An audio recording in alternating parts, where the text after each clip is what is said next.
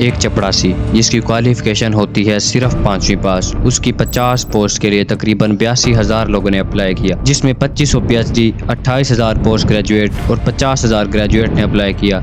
एक MBBS 10 साल पढ़ाई करने के बाद 21 गोल्ड मेडल लेने के बावजूद भी अब तक बेरोजगार है। पाकिस्तान का यूथ छोटी छोटी जॉब्स के लिए तरस रहा है और दूसरी जानिब हमारे इन्फ्लुएंसर्स आए दिन नई गाड़ियां ले रहे हैं। पाकिस्तान में इनके कदम नहीं जमते। रजब भट्ट की सिर्फ गाड़ियों की कीमत ही 4 करोड़ से ज्यादा है। क्या सच में आज के दौर में एजुकेशन इतना आउटडेटेड हो गई है और पढ़ाई का कोई फायदा नहीं रहा? जो लाखों बच्चे स्कूल, कॉलेज, यूनिवर्सिटी में डिग्री हासिल कर रहे हैं वो सब बेवकूफ़ हैं, क्योंकि लग तो यही रहा है। तो कब किया था MSc मैथमेटिक्स, कब की थी? मैंने 2022 में मुकम्मल किया था MSc मैथमेटिक्स। भाई हमने स्कूल में 1-2 दफ़ा अप्लाई किया था प्राइवेट, लेकिन वो सैलरी इतनी देते थे कि पेट्रोल भी पूरा नहीं होता था। तो मैंने अल्हम्दुलिल्लाह अपना ही छोटा सा स्टेप किया। ग्रेजुएशन की हुई है कामरान भाई ने, 22 साल इनकी एज है।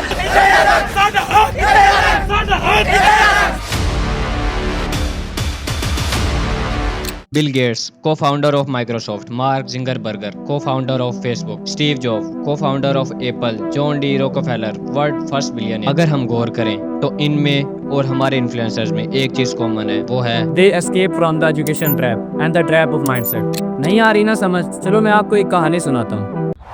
इतने बड़े और ताकतवर हाथी एक छोटी सी रस्सी से बंधे हुए खड़े हैं, ना कोई जंजीर ना कोई पिंजरा। लेकिन ये ऐसे क्यों खड़े हैं जबकि ये इन्हें आसानी से तोड़कर भाग सकते हैं? सुनिए, ये कैसे मुमकिन है कि इतने बड़े और ताकतवर हाथी एक छोटी सी रस्सी में बंधे हुए खड़े हैं? ये इन्हें तोड़कर भाग क्यों नहीं जाते?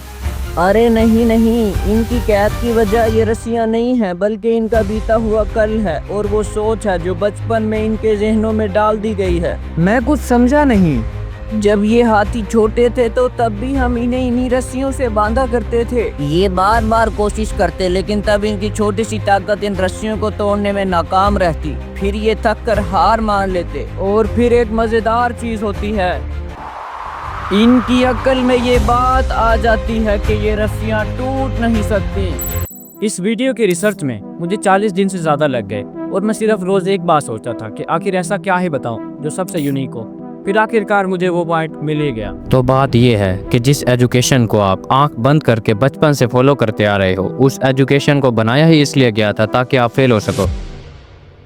अरे कहना क्या चाहते हो? इस सिस्टम को बनाया ही इसलिए गया था ताकि आप एक ओबीडियंट फैक्ट्री वर्कर बन सको। हाँ जी, ऐसा ही है। तो क्या तुम आ रहे हो या इनविटेशन कार्ड भेजूं? अब ये किताब में लेकर आया हूँ, ये 9th क्लास में पढ़ाई जाती है board, Sindh textbook board में, जो कि 1999 में मैंने पढ़ी थी और वर्ड टू वर्ड आज भी हुई। Because the people who built the schools were consciously aiming at eradicating the will of the students who were part of the system.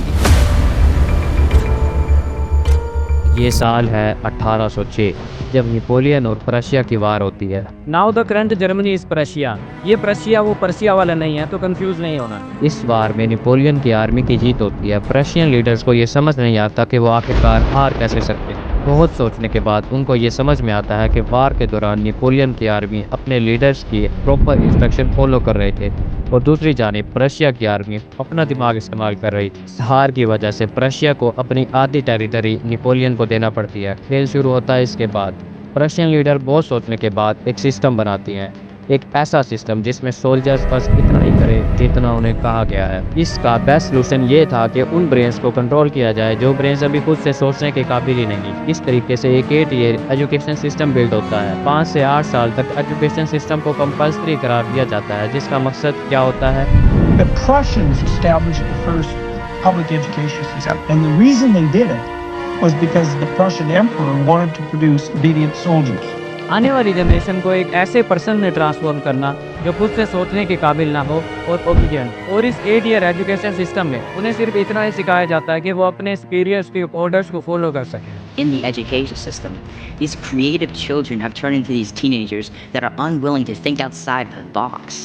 यहाँ एंट्री होती है हॉर्समैन की, जो 1837 में यूएसए की स्टेट मैसाचुसेट्स में बोर्ड ऑफ एजुकेशन के secretary बने। हॉर्समैन अमेरिका की एजुकेशन को लेकर बहुत पैशनेट थे और आइडिया लेने के लिए बहुत सी कंट्रीज में विजिट करते थे। तो हॉर्समैन टूर के दौरान प्रशिया जा पहुंचे। वहाँ वो इस एजुकेशन सिस्टम को देखते हैं और बहुत इंस्पायर होते हैं। इसके बाद 1852 में हॉर्समैन ने मैंडेटरी एजुकेशन पॉलिसी बनाई। Education, knowledge, is not the province of the few. God gave every individual a brain. And it is a solemn duty of every man in this room to support the idea. अब police ही तो बन गई, लेकिन इसके लिए पैसे कहाँ से आते? अब यहाँ एंट्री होती है एक विलन की, John D Rockefeller, world first billionaire. John D Rockefeller इस सिस्टम को बिल्ड करने के लिए मिलियंस ऑफ डॉलर खर्च करते हैं। अब जाहिर सी बात है, कोई अपने फायदे के बगैर तो काम करता नहीं है। इन दिनों इंडस्ट्रियल रेवोल्यूशन पीक पर था। अब तक लोग एग्रीकल्चर करके अपने हाथों से प्रोडक्ट बनाकर पैसे अर्न कर रहे थे, पर जितने प्रोडक्ट एक दिन में एक इंसान बना सकता था, उससे कई ज्यादा वो मशीनरी अकेले ही बना सकती थी। But there was a problem, इन मशीनों को चलाने के लिए भी इंसानों की जरूरत होती है। जॉन डी रोकोफेलर की इंडस्ट्रीज, यूरेनियम इंडस्ट्रीज में वर्कर्स की जरूरत थी। उस्ताद जॉन डी रोकोफेलर का कॉल है, I don't want generation of thinkers but I want generation of workers. इसलिए उन्होंने इस एजुकेशन सिस्टम को फंड किया और इसका सिर्फ एक ही पर्पस था कि ऐसी जनरेशन तैयार करना कि इनकी क्रिएटिविटी को किल करके इनके दिमाग में पैसा अर्न करने का बस एक ही तरीका बच जाए, वो ये कि work as a labour in factories. अब बारी आती है थॉमस बी मकाउले। हाँ जी, याद आया, लॉर्ड मकाउले, स्कूल में पढ़ा था। वो एक प्रपोजल तैयार करता है इंडिया में इंग्लिश एजुकेशन सिस्टम को प्रमोट करने के लिए, और ईस्ट इंडिया कंपनी का governor general Lord William Bentinck इसे इंग्लिश एजुकेशन एक्ट 1835 के तहत पास करता है, जिसका मकसद था कि इंग्लिश और वेस्टर्न कल्चर को मेन प्रायोरिटी देना, और तब से अब तक ऐसे ही चला आ रहा है। और हाँ, ये एजुकेशन हर जगह सेम अप्लाई नहीं होती, लेकिन फॉर्मेट सेम है, और आज अमेरिकन अपने इस मकसद में भी कामयाब हो गए।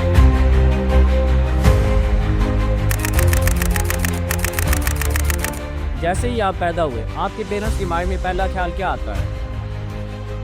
मेरा बेटा इंजीनियर बनेगा। आज हमारे यहाँ हर पेरेंट की ख्वाहिश होती है कि अपने बच्चों को अच्छे स्कूल दाखिल करवाएं। यहाँ बच्चा बोलना शुरू होता है और यहाँ भेज दिया जाता है ब्रेन वॉशिंग के लिए, क्रिएटिविटी किल करने के लिए। जहाँ आपने पढ़ने के लिए किताबों का ढेर दे दिया जाता है, और अगर आपने इसके अलावा कुछ पढ़ा तो क्या कभी पेरेंट्स इस बात पर गौर करते हैं कि हमारे बच्चे को आखिर ये स्कूल, कॉलेज, यूनिवर्सिटी सिखाई क्या रहा है? क्या सच में हमारे बच्चे का फ्यूचर ब्राइट हो रहा है? क्या जो हमारे बच्चे को पढ़ाया जा रहा है वो इसे पसंद भी है?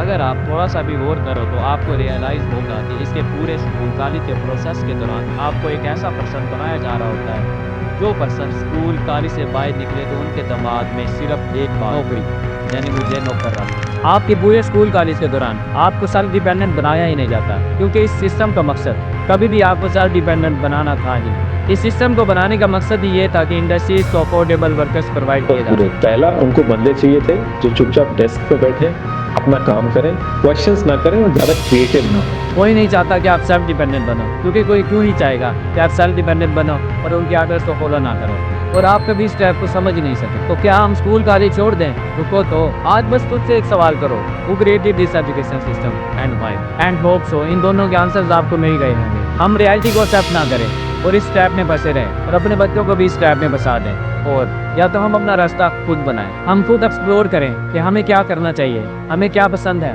और हमारा किस चीज़ में इंटरेस्ट है। अब हम ऐसे स्कूल, कॉलेज, यूनिवर्सिटीज़ ग्रेजुएट नहीं रह सकते जिनका मोटिव सिर्फ 30,000 सैलरी की जॉब हो। आज हम MD cat, ECAT, LAT, GAT, इन सब के लिए तो 1 ईयर ड्रॉप, 2 ईयर ड्रॉप निकालते हैं, लेकिन क्या कभी हमने खुद के लिए कुछ वक्त निकाला? अब डिसीजन आपका है।